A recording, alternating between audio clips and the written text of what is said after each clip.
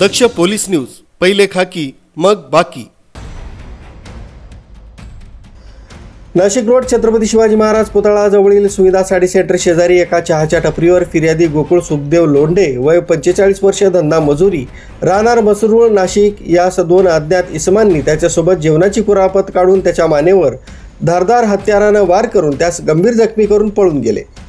त्या अनुषंगाने Nashik road police ठाण्यास half मर्डरचा गुन्हा दाखल होता। सदर घडलेला प्रकार हा अतिशय गंभीर स्वरूपाचा असल्यानं गुन्हे शोध पथकातील हवालदार तसेच अंमलदार हे गुन्ह्यातील फरार आरोपितांचा शोध घेत होते।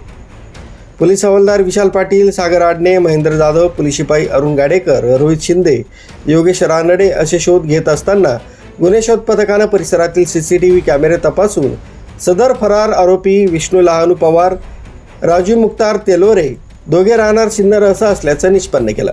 तसंच सदर दोघे आरोपी बंगाली बाबा परिसरात आले असल्याचं खात्रीशीर माहिती मिळाल्यानं गुन्हे शोध पथकानं सापळा रचून मोठ्या शिताफीनं त्यांना ताब्यात घेतलंय, तेव्हा त्यांनी नमूद गुन्ह्याची कबुली दिली।